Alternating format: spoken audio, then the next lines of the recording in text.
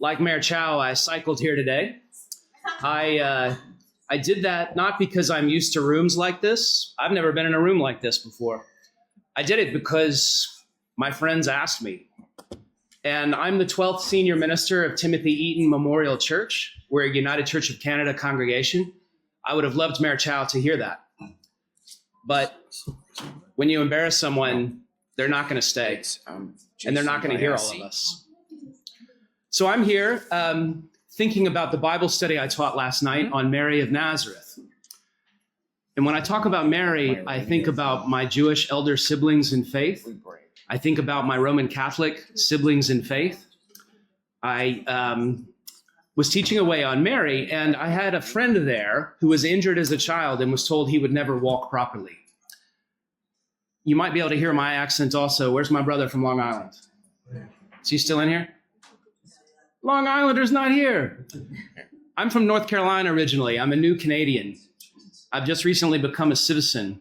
And in North Carolina, our most famous son is either Billy Graham or Michael Jordan, depending on your perspective.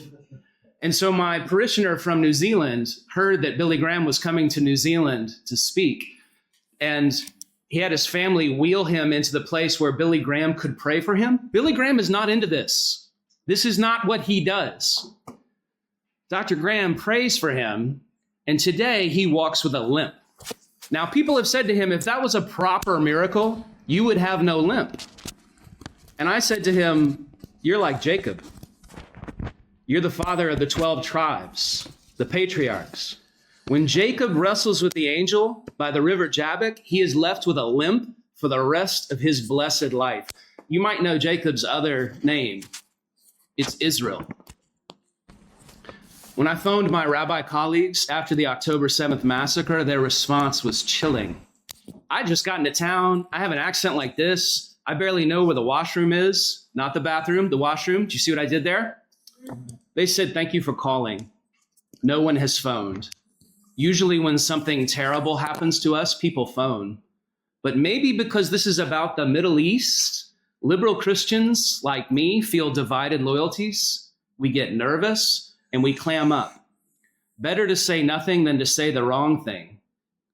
But there are not two sides to murder. We should have flooded our Jewish elder siblings with phone calls, letters, cards, presents. When a mosque was attacked in Quebec City, Rabbi Yael Splansky of Holy Blossom Temple organized her synagogue to surround the nearest masjid with Jewish people holding hands. 6 other mosques said, can we have hand-holding around our mosque also? To get to our Abrahamic siblings, you have to go through us. That's how you respond to a friend in need. So my church that I'm so blessed to serve got to work with 3 other congregations planning an interfaith prayer service. Beth Tzedek Congregation, Holy Blossom Temple, Grace Church on the Hill, and my bunch, Timothy Eaton Memorial Church, gathered for song, prayer, and mutual comfort.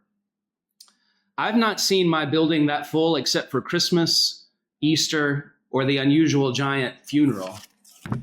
Each faith leader spoke for 5 minutes, and I said, we Christians have often thought to exalt Jesus, we need to excise his Jewishness. Despite his Jewish mother, first followers, the writers of his New Testament, and his family today, we had Holocaust survivors thanking us, saying we have never felt safe or welcome in a Christian church, except for those who had been hidden by a monastery or a parish. They knew what it means to choose a hider, someone that you trust, who'll take in your family in case the worst should happen. I don't know of a non-Jew who designates a hider. Do you? On the way into that first interfaith service, Rabbi Steve Warnick of Beth Tzedek handed me a printed out email. It was my United Church of Canada denouncing Israel. This was before Israel had done anything besides suffer the most grievous attack since the Holocaust. And my rabbi asked, what exactly is your relationship to the United Church of Canada? I said, we give them money and they embarrass us. Okay, he said, this prayer service is our response. And two of the three Abrahamic faiths, often at odds but never more united than that night, proceeded to sing, pray, cry, embrace. And we showed the world what I've also learned from my indigenous friends and leaders. God's gifts aren't for us. They're through us for everybody else. God's gifts aren't for us. They're through us for everybody else. So may the God of Israel, Jesus, and all people bring peace.